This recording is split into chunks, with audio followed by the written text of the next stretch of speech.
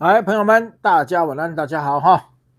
哎呀，我来到我的直播间了，一天最开心的事情要到了哈。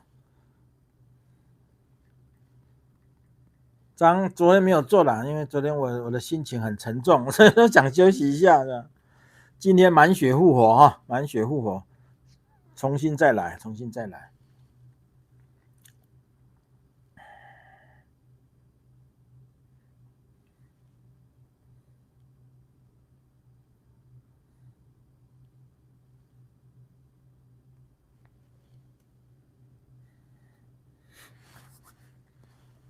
好，5个人呢，现在才5个人上来哈，来。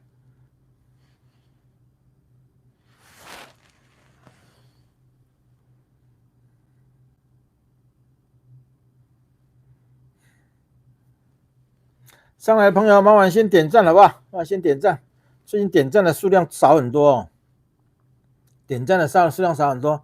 上来，你以后上来第一件事先点赞好不好？举手之劳，举手之劳，帮我们把推播。我们最近节目不知道是被限播，还是说那些台派的朋友真的已经不看我们节目了哈，跑掉非常多非常多。我的点阅严重下滑嘛。以前最少1-2万啊，每一集至少都1-2万以上，这个是最起码的嘛。现在要达到1万都很困难了。我知道得罪了很多人了，得罪了很多人啊。但是我们说不惜得罪别人了，我们要做我们要做的事情。我们要做的事情太重要了哈。现在当然我们现在什么？我们现在入美是我们最大的原则嘛，现在最大的动作就是入美嘛。但是入美之前，我们也要把什么？台湾内部我们也是有规划的，我们不是只有入美而已啊。我们有规划，如果有那么一天我们真的能执政的话，我觉得大概目前为止的哈，台面上人能够像我们这样有一套规划，大概很少，大概很少。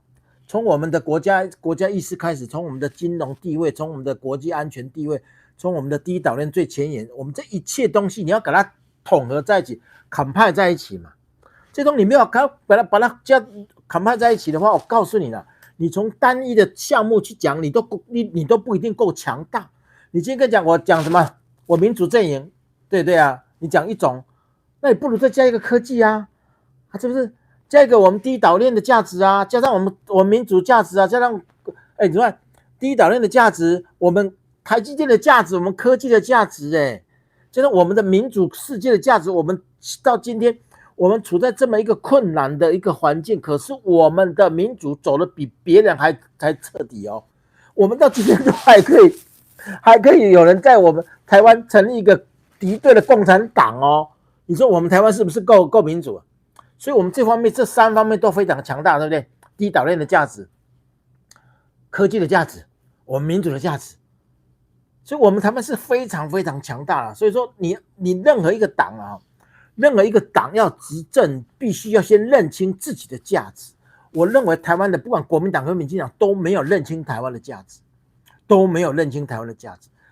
有些人懂政治，有些人懂民主，有些人懂科技，但是政治、民主跟经济全懂的人没几个，我跟你讲，真的没几个。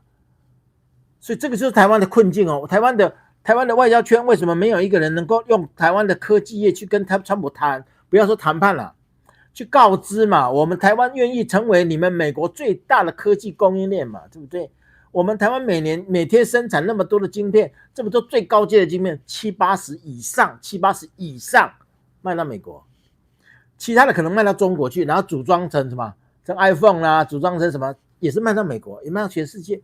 所以其实台湾的强大受益最大是美国，而且唯一的台湾能够供应这些东西，这些东西居然没有人去谈，所以我们好像把自己像个小媳妇躲在这边的，跟他心不安，然后逼他们家那苦苦哀求，不需要这样，我们有强大的实力，好吗？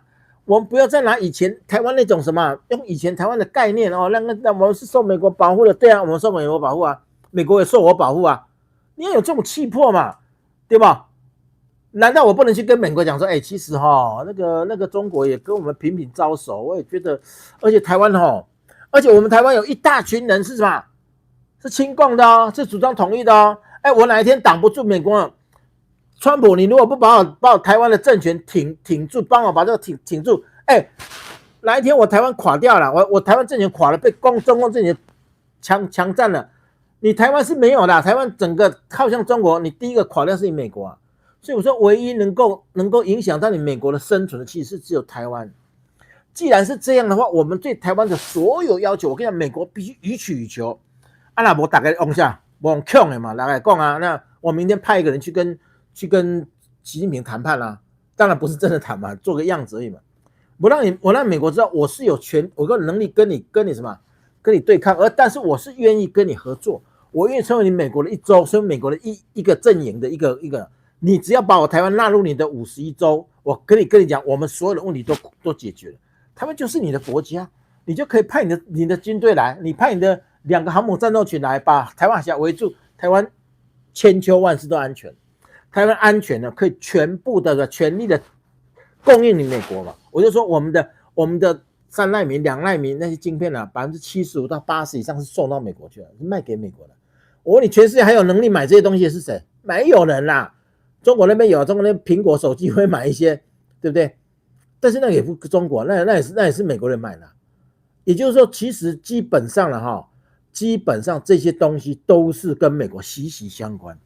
这么强大的一个什么供应链的上下游价值，还不是什么，我就拿这个上下游我还没有讲到战略的价值哦，是不是？我第一岛链的价值我还没讲哦，我民主社会。我台湾在这么一个危难、这么危机四伏情况，我们还坚持民主，这在全世界是多么值得去宣扬的。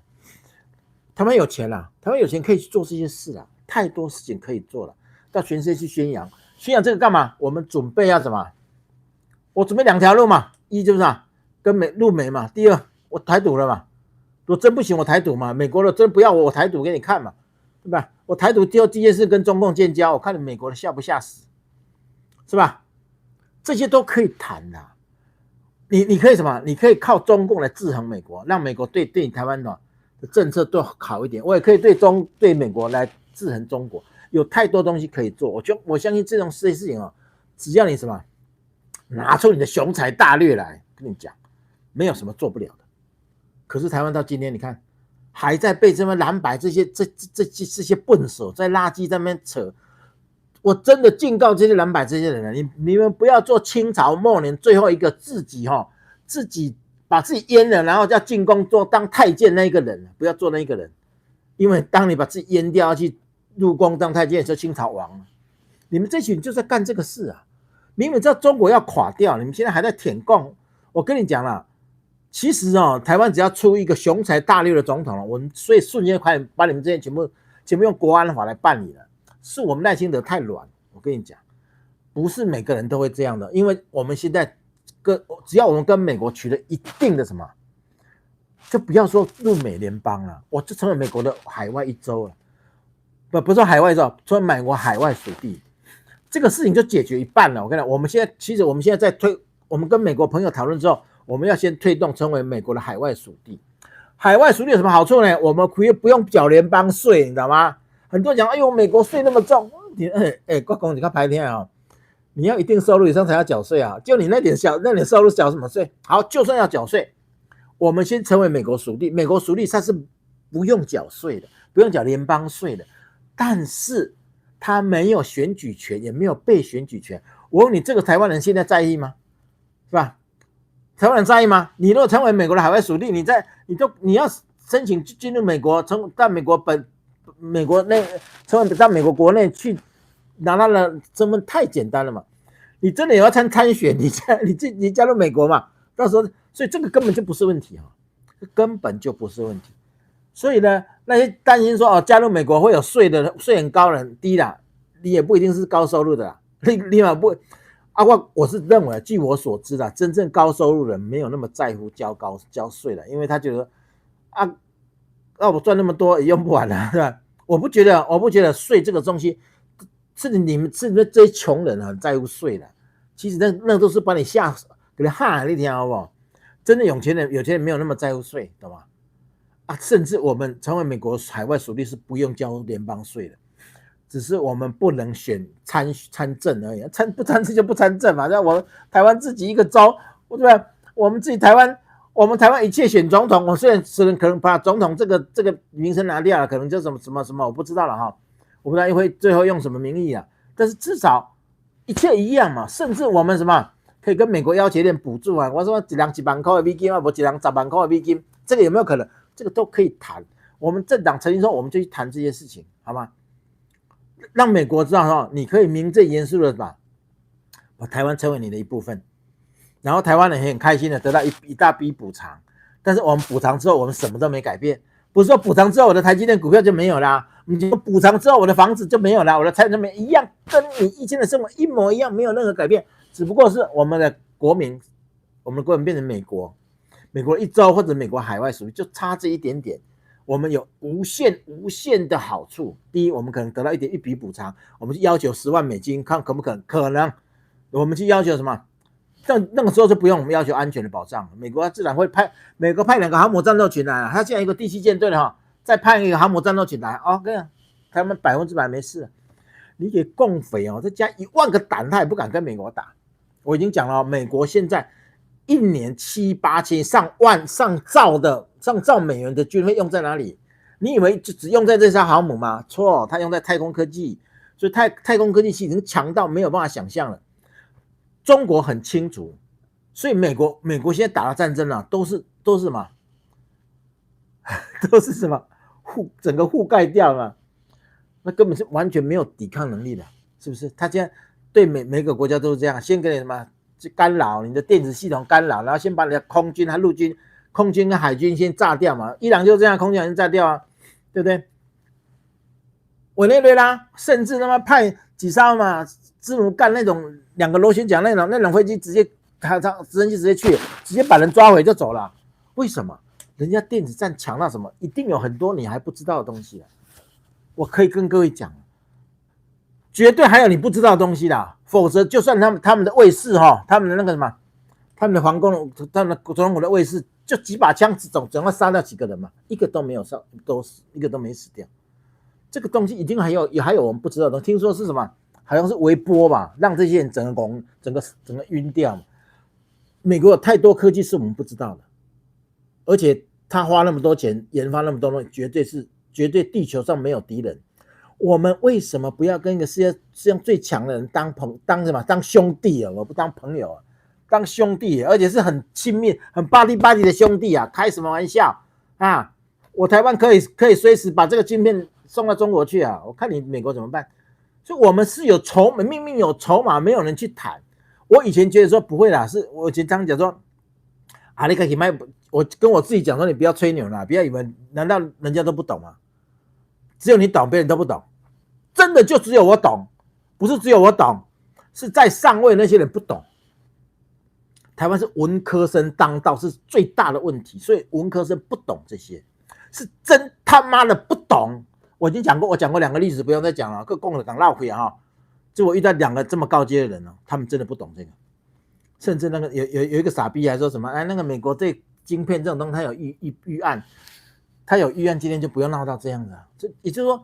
这就是他们这些人他们脑袋想的东西，这些人脑袋想就是这样，所以你会觉得我们外交往前冲不出去嘛，走不出去嘛。我们很多地方走不出，我们除了科技走出去之外，我问你，我们什么走出去啊？外交到今天走不出去啊。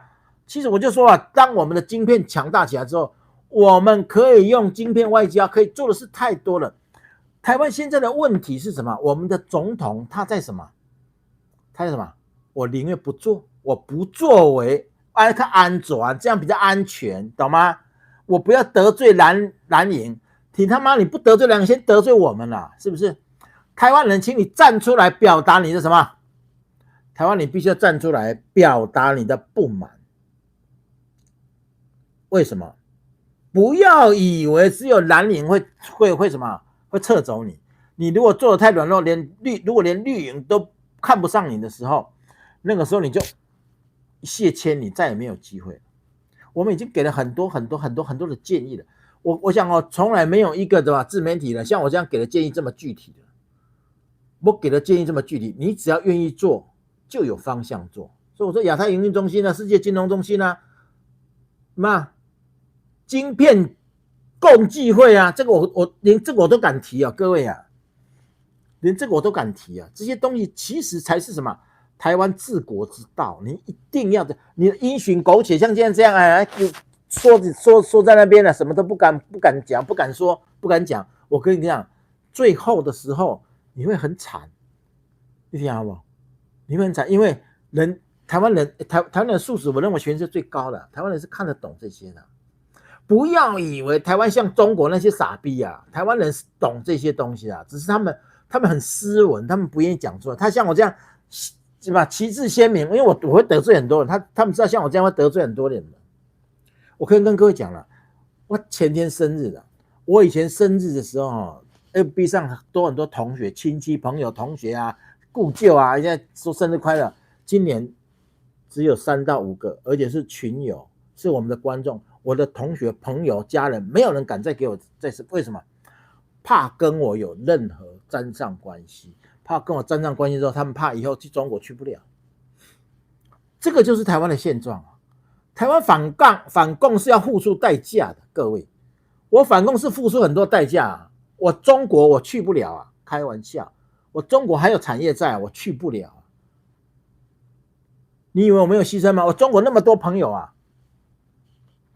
我完全没有办法跟他没有几个人敢跟我联络，现在被谁都不敢像我这样，因为我现在越串出，尤其是我阻挡之后，跟各位讲，如果是我阻挡之后，我也不准备再跟任何一个中国朋友联络，因为真的会影响到他们。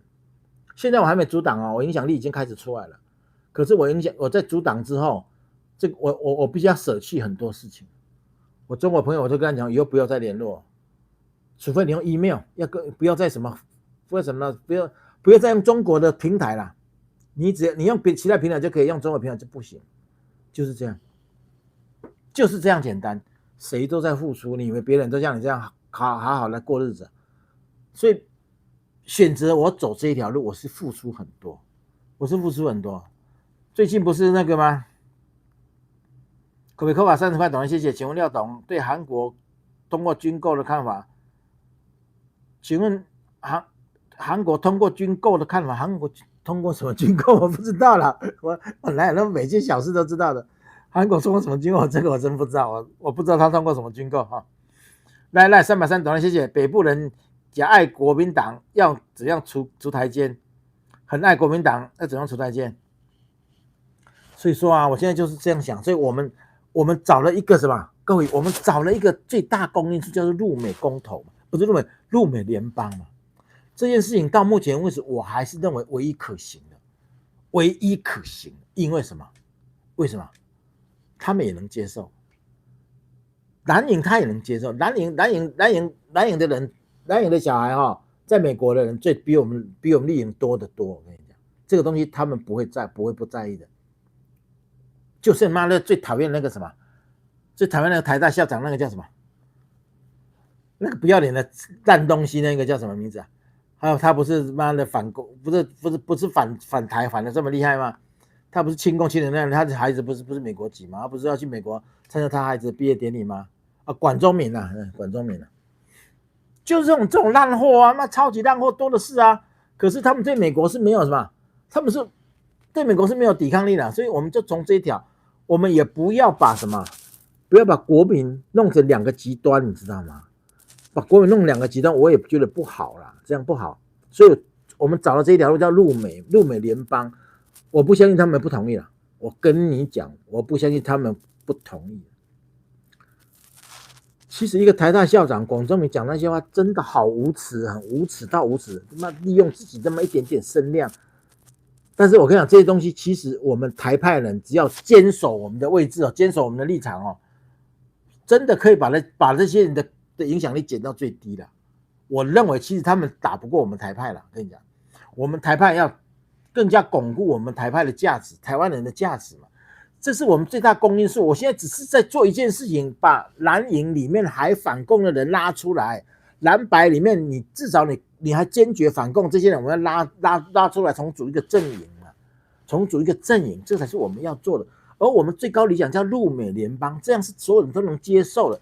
这件事情到目前为止，好像没有什么人反对。有人反对说啊，不要我只要当台湾人就好了。这种人很容易化解，因为他不知道世界的什么，他不知道台湾处境的艰难。你去用台湾这一条路，处境很艰难。我也是台独啊，大家都知道我他妈的，全世界都知道我台独啊。为什么我这个台独往这方面走？因为这件事更能说服最大公因数嘛。我台独去跟蓝营讲，你觉得他们会听吗？因为那是外省的第一代，你跟他讲台独，你觉得他们会听吗？他们对他们的大中国情怀，你觉得改变得了？不会。但是我们现在讲什么？讲陆美联邦，其实多多少少听到心中一震，哎呦，真的吗？可以这样吗？他不是反对，他可以这样吗？我说可以。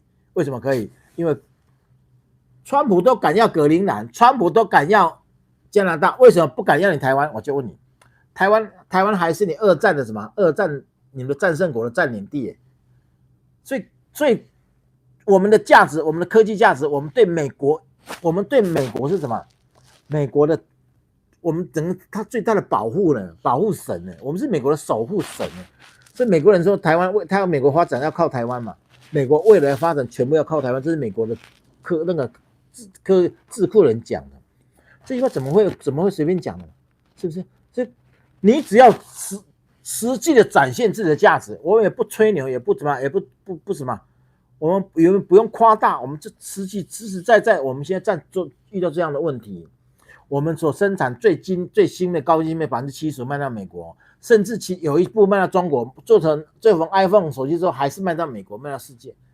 这样的话，这个一般人不是太了解的东西要拿出来讲，我们台湾都有那么多人不了解了。我们台湾的外交圈不了解，我们的什么国际关系主任那个沈明世他也不懂啊。他说美国会有备案，我都快笑死了。这我真的不是我要笑你们这些人，我真的不是我要笑你们这些人。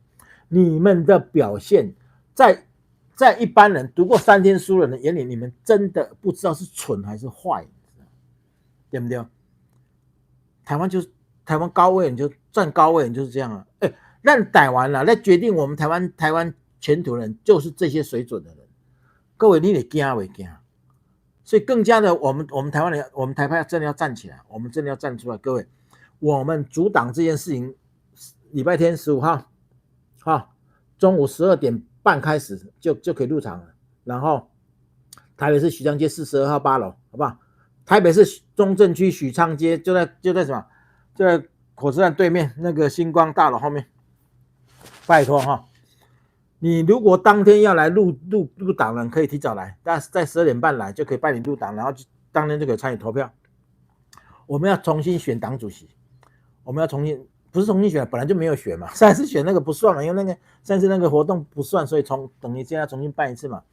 这次我本人是要出来参选了，我先跟各位讲啊，不是我愿意的，我是没有办法被逼到这个程度来了。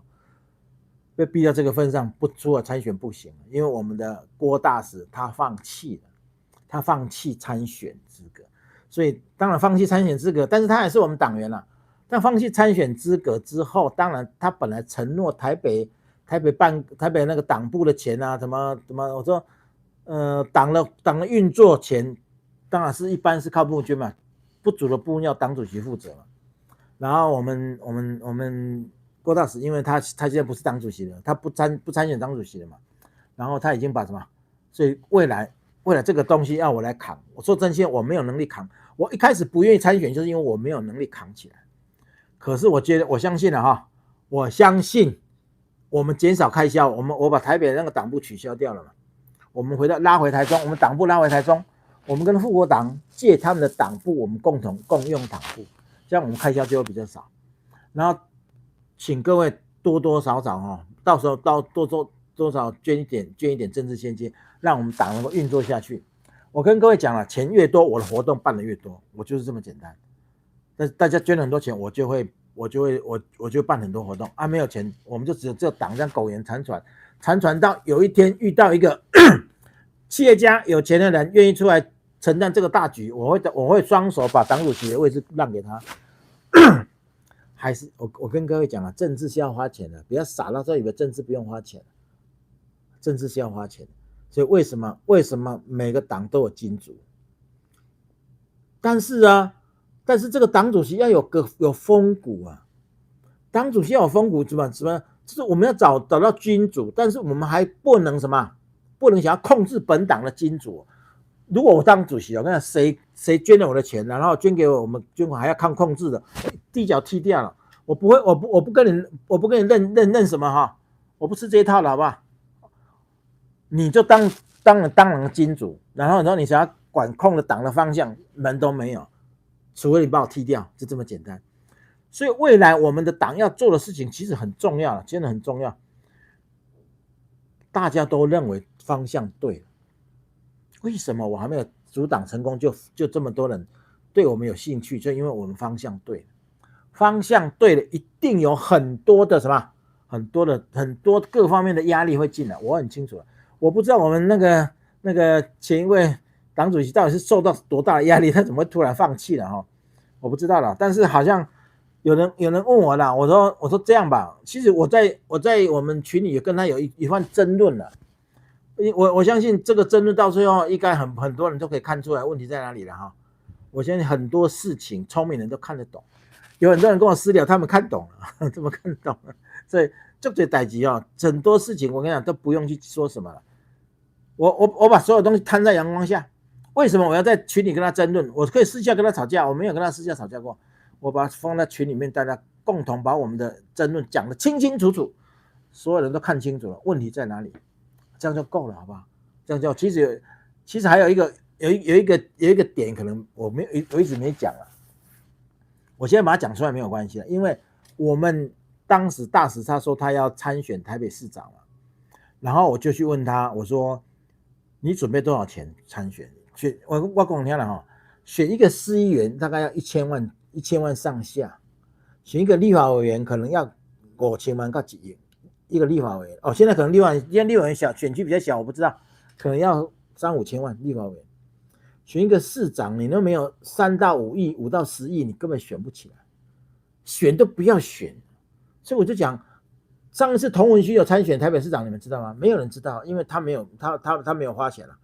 也就是说，你如果没有办法花钱，你声量再高，你最后拿到最后一名，你得票数拿到最后一名，那不是成何体统，那很难看。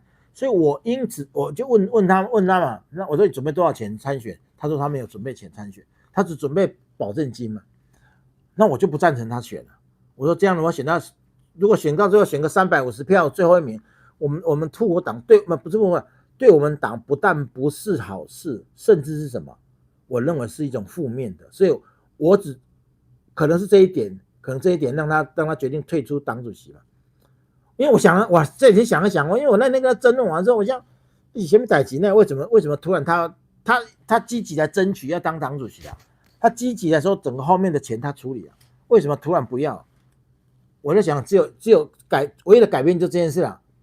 我不赞成他空手套白狼来选台北市长，因为这样票很难看，之后不但没有办法达成宣传效果，甚至可能把我们党的什么士气给打坏了。这我就很公平啊！你什么事你都要准备呢？有谁说我要选市长，我不会出钱哦？好啊，那么我明仔嘛选台中市长，我不爱出钱。对啊，如果我可以不要出钱，我来选台中市长，我也敢啦，有什么不敢？问你有意义吗？意义在哪里？你不要满足了自己，但是害了党。所以如果硬要讲说这当中有什么差别，应该就是只有这件事情。我想了好几天才想出来，可能是这件事情不让他不满意吧。其他我不知道，其他没有任何地方跟他不满意，也没有任何一个地方跟他争吵过。所以说不管了哈，代志既然讲安尼嘛不重要哈。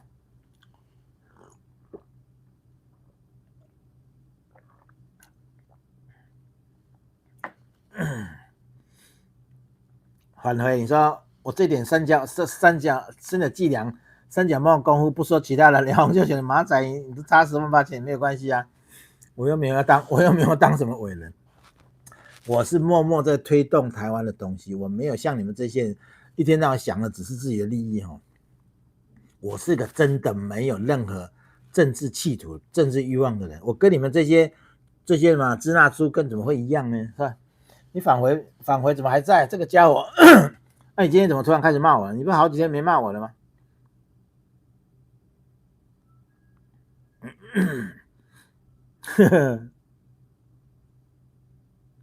忽悠播间这几个村落一愣一愣，把他踢了，把他踢了。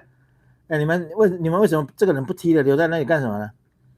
那个什么，那个黄协军，那个才是台派啊！这个人明明就在乱了，为什么留在那么久呢？我也觉得你们很奇怪，返回这个人到今天不踢留他干嘛呢？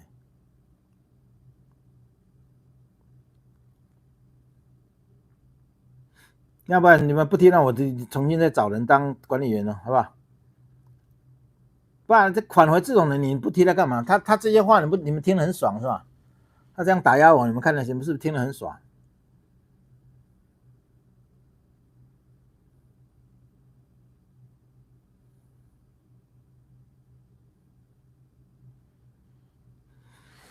啊！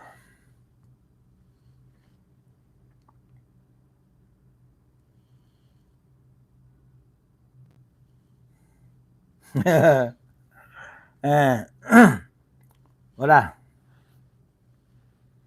所以说嘛，这个事情大概就是这样的哈。很多人跟我想法不一样，他说：“哎呀，你们那个内部争执。”我说：“没有内部争执。我今天敢把它摊在阳光下之后，我告诉你，我没有任何内部争执。但是因为这样，政党要成立了，礼拜天政党就要正式成立了，然后这个时候换党主席，多少人怎么想？很多人觉得我们在内斗啊。我说我他妈的，我哪有时间跟你内斗？这个党主席是我让出去的，我干嘛要内斗啊？我就问各位啊，内斗什么？他还讲说我在外面另立山头了，我快笑死了。我有什么好另立山头了？第一，政党还没有成立，你都还不是党主席，我另立什么山头？第二，这些朋友来加入我们这样都是看我的面子进来的，我还有什么？我要另立山头吗？总是用一些很狭隘、很阴暗的东西扣在我的头上。如果不是这一次在群内争吵哦，我跟你讲，我都不知道他们这样看了我，他这样看了我。不过没关系，为什么我要把群里公开的把这些东西讨论讲清楚？就是让各位自己去评断了问题在哪里了，不要这样这个事情未来变成别人打击我们的是吧？的点嘛。我所有东西都摊在阳光下，只是我们在我们党员群里面，党员100多个人，你们可以去看啦。党员群100多人都看到我们从头到尾整个问题的流程，但是也有人觉得，还有我很好的朋友居然说，哎，这个什么利益之争啊，我看了怎么讲你？所以我跟你讲，不是每个人都看懂你在干什么，所以不能不讲，是不是？我们有一个做老师的党员啊，他说我们就是为利益之争啊，我们在讲。你如果当我们这么多年的党员，连这个都没有看懂，我嘛就遗憾了。我真的很遗憾，我没有任何想法用感人力出来算，我跟你讲，我都不想干的。我最想干的事情就是闲云野鹤，各位很清楚，我满意我现在的生活，闲云野鹤，做节目，到四处旅游，那今天到这里，明天到那里，这是我要的生活。我没有什么太多政治企图。今天是没有被逼到这个程度，但是我跟你讲，有些事情从什么4年前我开始做节目到今天，你不觉得我一切所有路都是被逼，都是被时代推动的，没有一件事是我去争取的，包括阻挡也不是我争取的，一切我都是顺着。然后我一开始阻挡之后，我把党主席让出去，今天人家不愿意做了，丢给我。他一直讲说，我丢给你看你怎么干。我知道你廖局长没多少钱，我知道你撑不起来，没关系。我们先把党部租金取消掉，我们来跟护国党放在一起，我们借护国党的办公室。这样的话，各位，这样的话，我们的开销不会很多。钱多做多的事。如果钱很多，我就常常办活动，基本上我办活动办得密集。钱不够，我们先把这个党维持住，创下来，然后未来寻找一个有钱又有能力的人，我可以愿意随时把这个党让出去。我讲这个话是真心话，没有任何虚假。有比我强的号召力，有比我强的财力的人，甚至有比我强的募款能力都可以，只要你具备，我们都可以把党随时让出来。我们只是为了把这件事情做好，我不是在跟你争个人哦，我个人真的没，我这种人对这些东西真的看得很淡。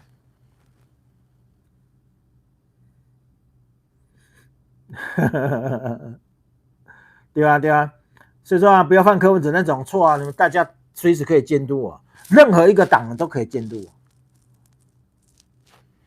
要不然你们可以找一个比较强的，不要找了几个有能力又有什么的来，只要我们大家朋友们大家我们党人大家整合看一看哦，了解，这个人真的比塔山厉害哦，这个人声望比塔山大，然后能力比台湾强，然后钱也比台湾多，然后募款能力也强，好，我绝对二话不说我就让出来。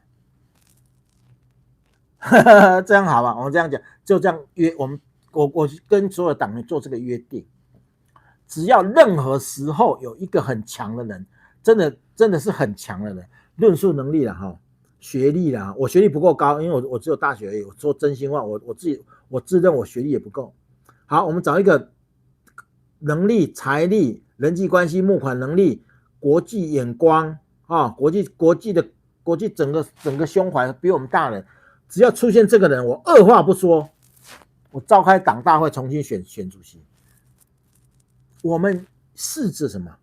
我们试着一切都不为自己，而把这个事情，把这个国家带好，把这个国家推向一个更好的世界。这个才是我们要做的。我是一个30几岁就功成名就的人，好不好？我30几岁就赚了钱了，所以这辈子对这个东西，虽然我现在没钱，我亏在中国，我也承认了。但是我不是那种为了1毛钱可以拼命的人，我不是那种为钱而死的人。我不像某人这样哈，讲了一大堆啦，我也没看到付出什么了，讲了一大堆，我都没有看到付出什么，好不好？关你屁事！170块短，谢谢。要懂被台湾民进党的左派政策对移工的福利远超过台湾人，真的是需要右派拉回来，对吧？全世界没有人这样的，是不是？你移工跟台湾的底薪挂钩，这是最好笑的。移薪跟台湾最低工资，全世界没有人这样做，真的全世界没有人这样做。然后搞到最后什么？这笔钱你为什么不拿来什么？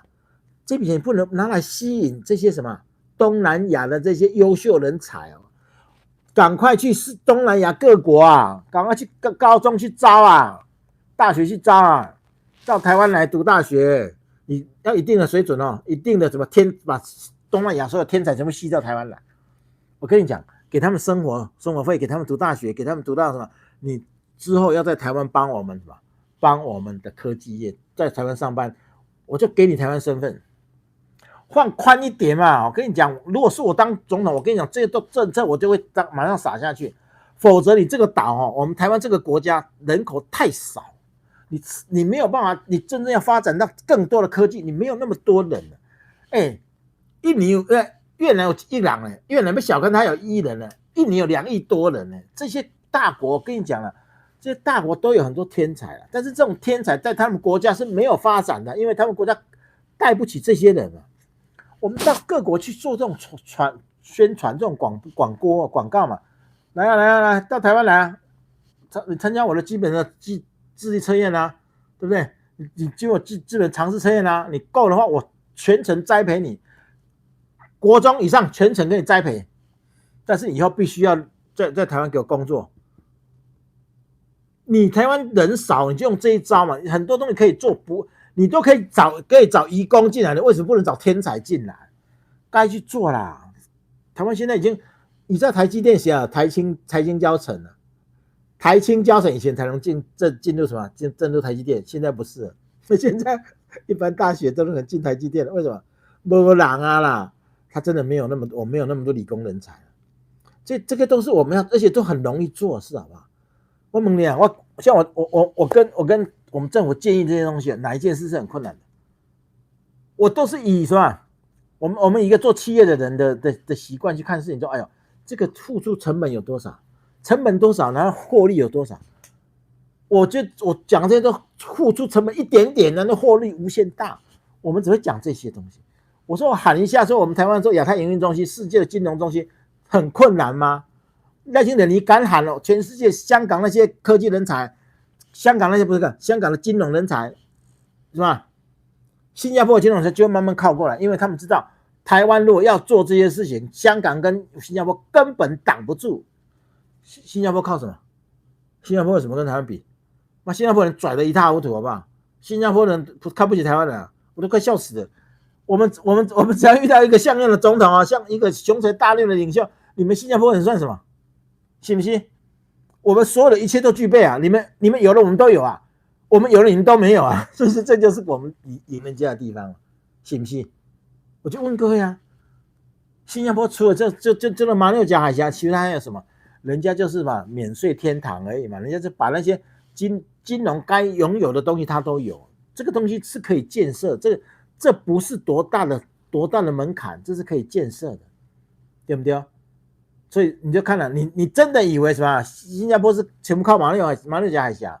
马六甲海峡那个是它极少数的收入之一啦，不是这个问题。所以我们是可以什么超越新加坡的？我们科技超越韩国，慢慢超越日本，我们的金融超越香港，现在超越新加坡，台湾会飞上天啊！各位，我讲的台湾飞上天，我不是在开玩笑，我从来不是一个喊口号喊假的人，我喊了口号之后，都有很多实际东西可以做的啊，是不是？我们可以培养出这么多科技人才，难道我们就培养不出一群金融人才吗？我真他妈的不相信，是你没有做，是吧？所以我们说，我们加入美国一周啊，加入美国一周，跟他讲，我们未来会怎么在这里做成一个什么自由贸易港？有美国的航母，有我的航母战斗群，敢保护我们，然后我们在台湾再推广我们的自由贸易港。我靠，那真的是台湾两个薪水会翻3倍，3倍不是2倍，我跟你讲3倍以上了，对吧？香港为什么薪水高？新加坡为什么薪水高？都不是不是因为工业，是因为金融业。金融业是可以领高薪的，好不好？台湾有了科技业，然后再来发展金融业，然后再吸引把整个亚洲所有的人才全部吸到台湾来，你会飞天钻地啊，你也不会天也正对啊，我跟你讲啊，这里干这样的事情为什么没人做？我还没讲到晶片共济会，对不对？以后有国家审查，当然不能给他国家审查，跟台积电里面有那些什么高层要有一个默契。未来我们只支援那些台湾人开的什么 IC 设计公司，反正你产能也不够啦。你台积电现在产能按了跟黄仁勋你就根本不够用啦，所以你就不用再把产能给其他什么阿格鲁桑克逊的那些自己拽的不得了那些人了。No man， 未来除了台裔的人开的什么科技研发中心，开了 IC 设计中心，否则我不跟你做生意。台湾要让台湾人控制全世界晶片，叫晶片共济会，哥哥，这个都是很简单的，这个都可以做的。你真的去看一下好吗？拜托各位，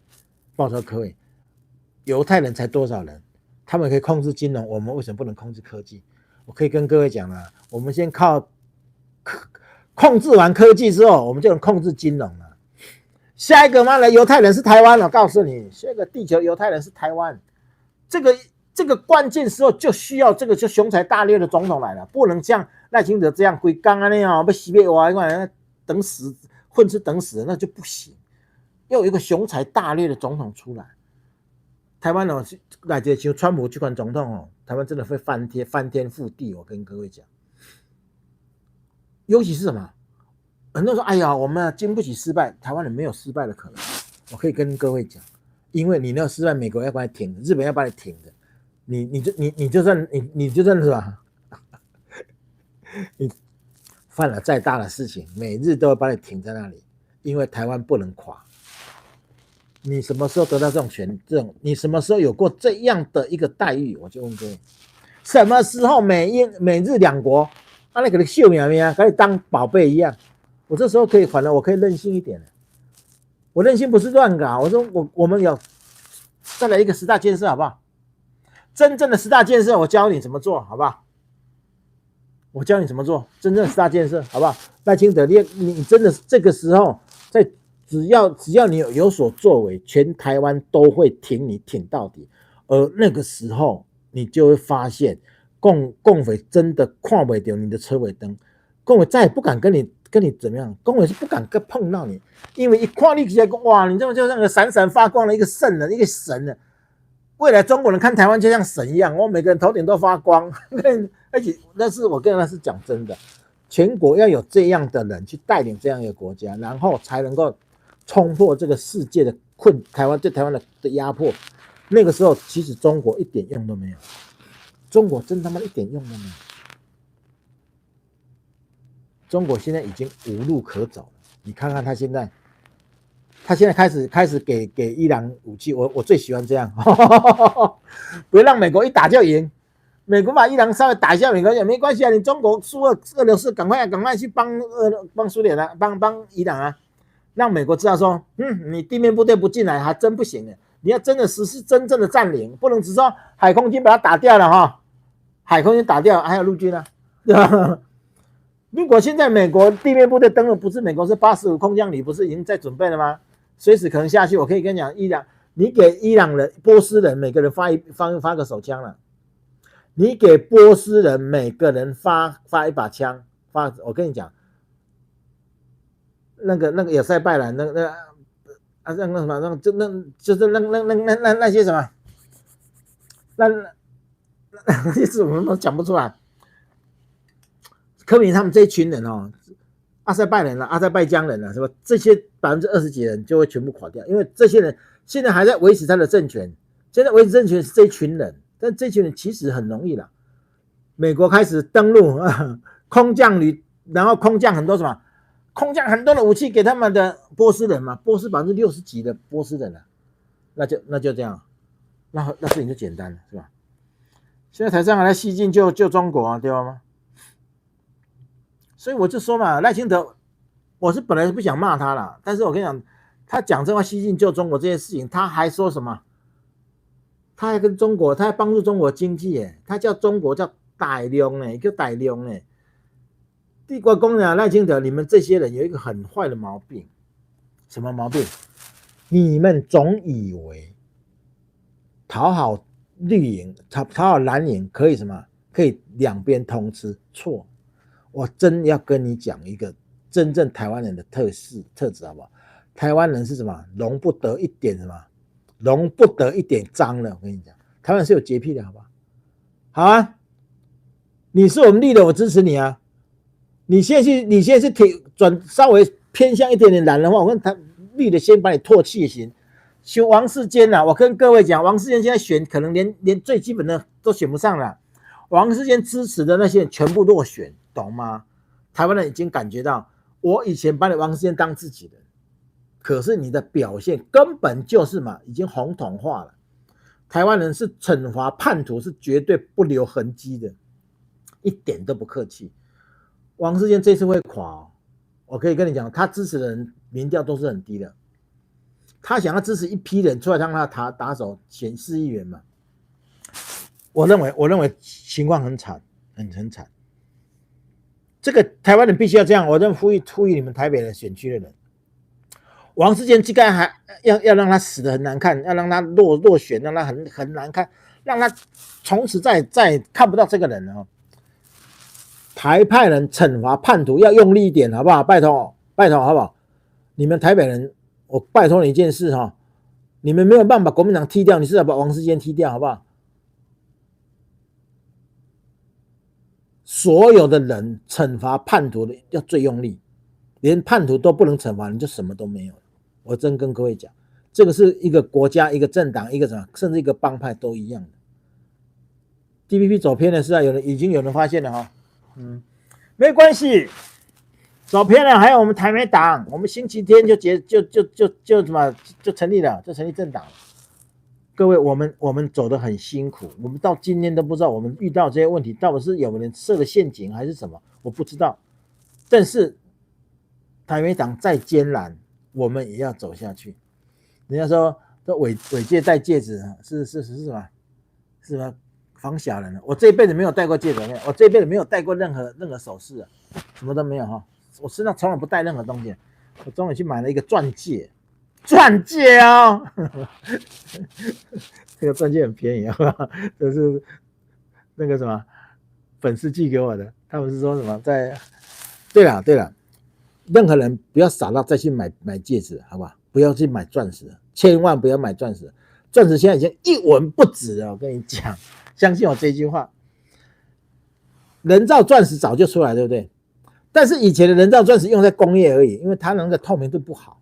现在荷兰人造了全世界80%以上的人造钻石，跟真的一模一样，一点瑕疵都没有，还可以做成各种颜色，你知道吗？做成各种颜色，你知道吗？这个人工钻，我就要讲这个人工钻呢，不值得那几百块台币的，人家送给我了，这个几百块买的，在中国买的，我说好啊，那我就戴戴看嘛。所以说，台湾人如果现在你还在买钻石，我跟你讲，你去买了很贵了，然后你要再卖给他们1毛钱不止，1文不止。这个我已经讲很多年了。其实中国有很多这种东西呢，包括我之前讲的那个什么翡翠，不要再碰翡翠了。中国的东西啊，还有鸡血石，我们以前玩过鸡血石，你知道吗？其实中国景气一下去，中国人玩的东西没有人承认，而且什么叫翡翠？世界各国多的是，委内瑞拉多的事情，好不好？苏联多的事情，所以他们这些卖翡翠的可以讲没有了，他们叫微料啊，那个是委内瑞拉微料了，只有什么缅甸还是真的狗屁的，都是一样的。中国人什么本事都没有就会炒，中国人会炒作这个东西啊，所以让中国人去炒翡翠那些炒缅甸翡翠那些，让他们全部妈的破产破光光。其实我很讨厌这种一生没有本事哦，没有什么本事，他们就只会投机取巧。我觉得你有那么多钱，你也没有能力投资一些好的企业，什么都没有，就会去搞诈骗。翡翠，我跟你讲了，现在来讲，翡翠是诈骗为主了，而且全世界翡翠，全世界各国的翡翠的藏量多到你想象不到啊！一文不值，这个我其实已经讲过了哈。我之前有一集讲这个哦，我希望我们的观众不要再被骗了，钻石啦，这什么翡翠啦，什么鸡血石啦，什么那洗骨头啦哈，我跟你讲，新疆玉也不值钱的啦。中国人炒的东西是这样，等他没钱了哈，他炒不动了啊，这东西就崩盘了，好不好啊？我是这样讲，钻石、翡翠，中国的所有的玉石都不能玩了，都不能玩，那个都是廉价的要死。我跟你讲，这个听说几百块台币而已啦，这个大概1克拉以上嘛，有1克拉左右，几百块呢，这跟真的一模一样啊！你拿去检验，没有人检验得出来，因为人家给我故意把这个拿出来了，我是在玻璃上画几块，哎，真的可以切割玻璃啊，那表示这是真的钻石啊！真的钻石透明度跟贵的钻石是一样，你第一好，你颜色啦，第二你硬度真的够嘛？硬度要够，那个什么你里面的亮度要够嘛？它本来就是，我跟你讲啦，没有人可以检定出来这是假的，真的。所以现在的钻石已经不值钱了。全世界人工钻石最多的地方在中国河南商丘这个鬼地方，他妈很厉害，他们可以做到100多克拉的钻石出来了哦，而且说毫无瑕，而且可以弄颜色进去哦。所以说你要知道哈，做这物件哦，在时代之下，其实黄金也可以，黄金也是可以的啊。黄金在很多什么放射线的一些提炼下，也有它的副产品也是黄金啊。所以这些东西其实你要懂的话，其实它没有什么，它有一天都有可能被替代。黄金到今天还那么有价，是因为黄金在工业上非常有用。黄金如果只是好看的话，它早就没有价值。它是在工业上非常有用，懂吗？它延展性是最好的，都是这样哈。这就是让朋友知道，不要再把你的钱拿去买钻石啦、买翡翠啦、买什么那些都是一点意义都没有，最后你会血本无归啊，是吧？你以前一个钻石几十万买的，你拿去现在只有这个什么，只有这个托啊，还值几百块，那颗钻石已经不值钱了，好不好？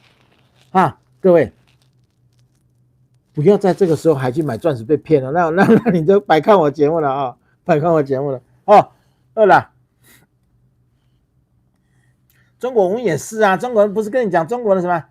中国的故宫里面的东西被换了好几轮了，不要说是真的啦，他连赝品都不是了，好不好？最早赝品是找那个最厉害的专家给做成一个假的赝品，然后把真的换走。现在越换越离谱了，随便找一个旧的就把塞进去就换出来了，但那个换的都是假的。所以跟各位好笑不好笑？中国这个鬼地方真他妈的下贱到极点了，没有一个不贪污的人，连故宫东西都被贪光了。我这个你不觉得很夸张吗？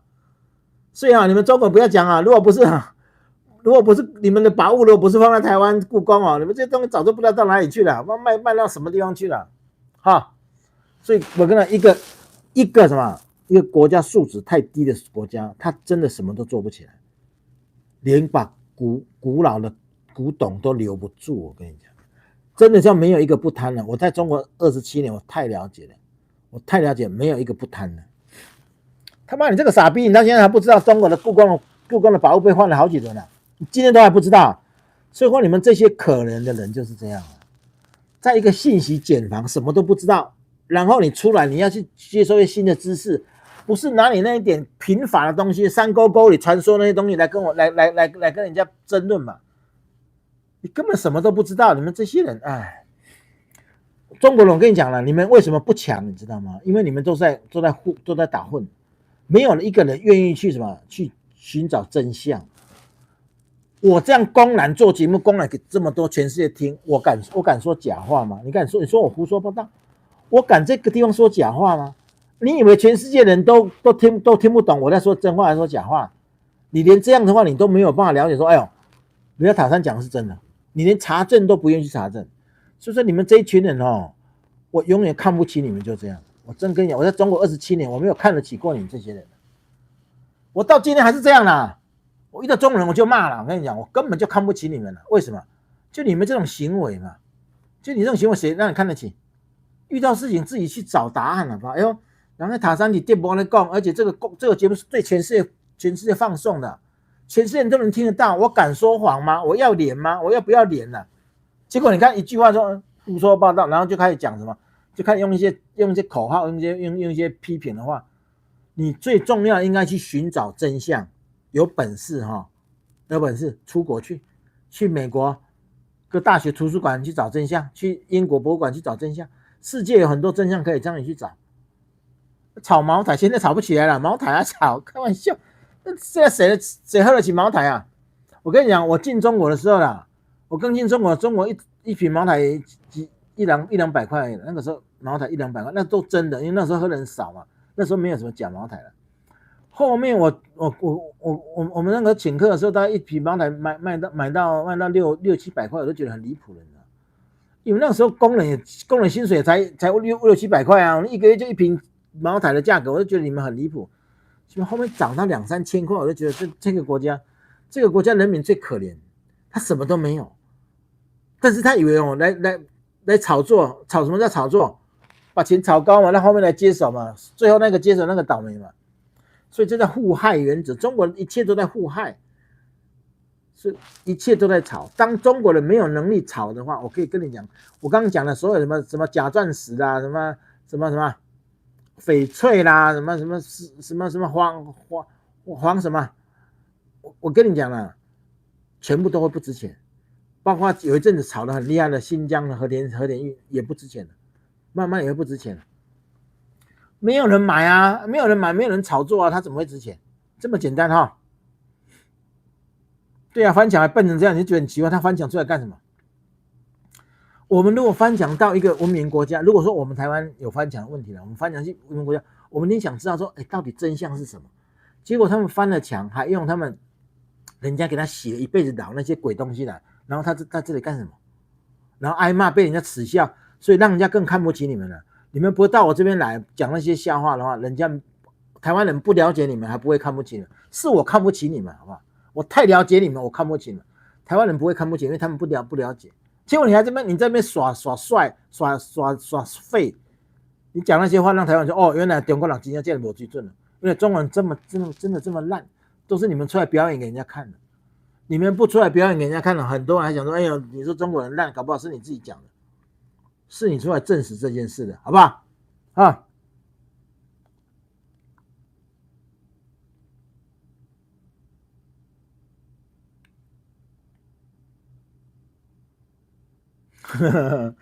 叶剑英的女婿倒卖不少国宝，没人敢办，可怜，多嘞，多的是，我跟你讲，多的是啊。所以说为什么？其实这些东西倒卖到国外是好啊，各位，你们中国人，你们应该感激那些倒卖国宝的人啊。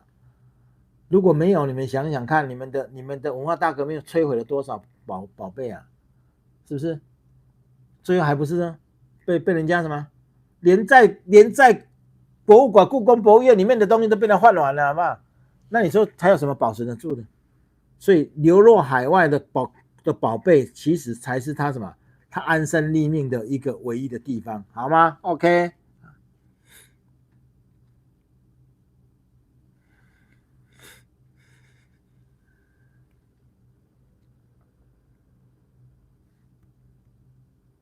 我昨天在那个脆上面看到一个统计的哈，说你愿不愿意不计代价抵抗中国侵略台湾？它的统计上，我们台湾全体国人啊，53.5%愿意保卫台湾。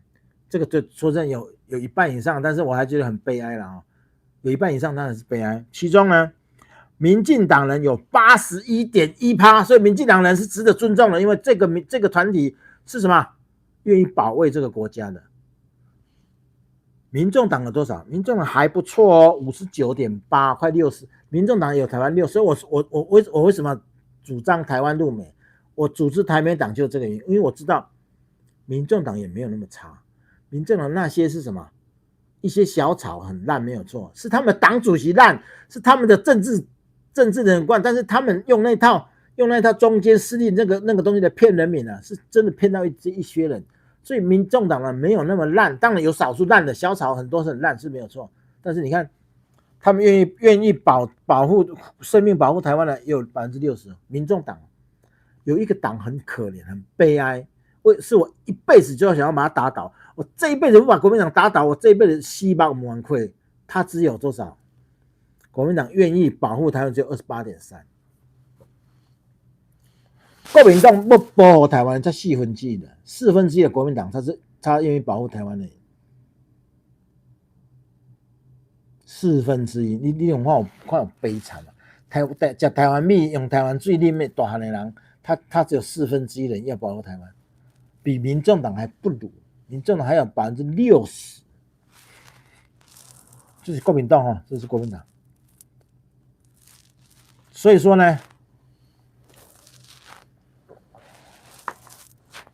我们的人民，我们的朋友，赶快，我们这次台美党组织起来，所有的朋友，拜托你了，我们为台湾拼一次了，为台湾我们拼一次，我这一辈子不把这个事情做完了，心不甘了，我死掉我也不甘心了哈。国民党没有那么难打，共产党也没有那么难打。听说习近平已经下令不准再讲武统台湾这件事了。习近平有惊到，我跟你讲。各位啊，你别和我求嘛！美国开始斩首之后，第一个吓死的是习近平啊！你看有无？路边的什么？路边的监视全部拆光了。然后呢，下令不准再喊武统台湾了，不准再喊武统台湾了。有惊死不？因为他知道台湾是美国的嘛，你天天想要对他侵略美国的国土。美国那分分钟把你斩首，我跟你讲，美国把你习近平斩首，对他来讲一点困难都没有。习近平，你身边有美国多少间谍，你自己清楚了，否则你们火箭军不用清洗3次了，还在贪污了，哈！李尚福说什么？李尚福说干了一件事情了，把你们的什么把我们东风31最新的那个什么导弹的那个软体啊，是交给美国的洛克希德马丁帮他做的，把你最好的武器的机密由敌人帮你做，敌人帮你做武器机密，那你还打什么仗？他们做这件事情的时候，他们就知道不会打了，所以为什么习近平一直想打，军方一直不能打？因为就用我这些物件，我们这点破东西都是美国用完的、用剩的。然后美国知道我们所有的参数，你是不是干怕讲？习近平你就是没有读书，你知道？习近平最大的问题就是没有读书，他不知道说科技上，你科技受制于人，你只要有一个代差，你就打起仗来，你就会全军覆没。何况你跟美国的军事科技至少差5个代差以上，因为他没有读书，他不知道。军方人是有读书的，军方能够在军方做到高层是有读书的，他知道这个事情的严重性嘛。所以每个人都习近平，你只要讲台湾，每个人都跟你打迷糊仗嘛，就是因为说死你去死哦，妈不死这个一个死，干嘛拉我一起去垫背，对不对？就是这么简单的道理。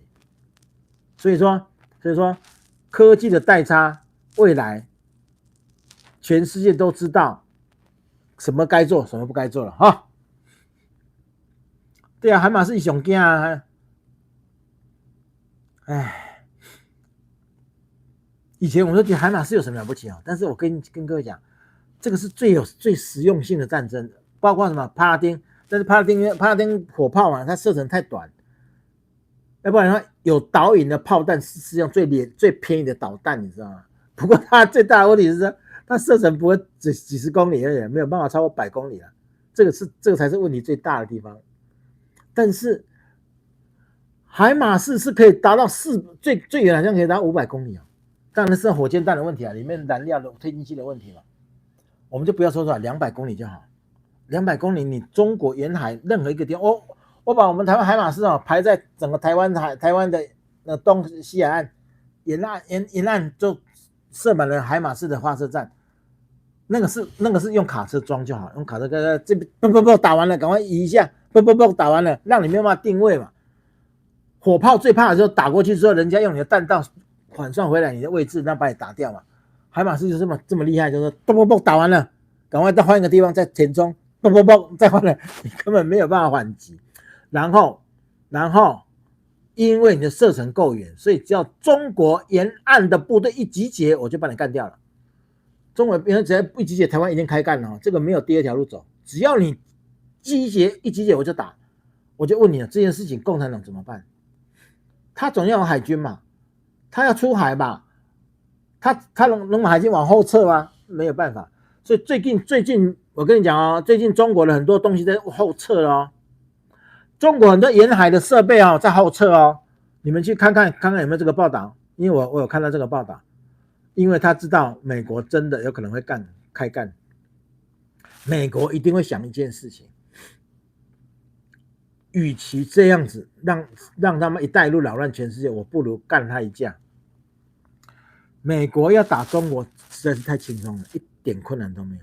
我认为他们真的会试一次，一劳永逸啦，那一劳永逸。地球真的会进入另外一个维度，首先要先把这些什么独裁这些弄掉了。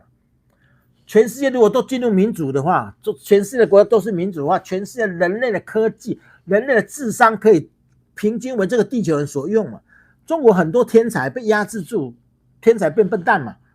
所以说，包括全世界哦，你不要想欧洲也有天才啊，你不要以为欧洲就没有天才。也就是说，当全世界的那种集权国家都被打过来的时候，世界就进入一个什么？这叫做太平年代，真正的一个太平时代。然后全地球人类为什么地球未来的前途来奋斗？我们现在面对就是外星了，把这些什么共匪啊，这些什么集权国家，这些已经不入流了，不合时代，由人民由美国这个国际警察把他们处理掉之后，这个地球真的要走到另外一个维度了，不要再被这些东西给拖你的后腿了。地球是要走入另外一个维度了，你相信我这件事情，因为 AI 已经来了。你们讲 AI 啊 ，AI 可能还很久，错了，各位 ，AI 已经到了 ，AI 已经来了，我已经讲过很多次了哈 ，AI 已经来了，很快的，你就会发现很多那个什么固定性工作的工厂已经全部被被机器人取代了，这个已经非常非常的普遍了。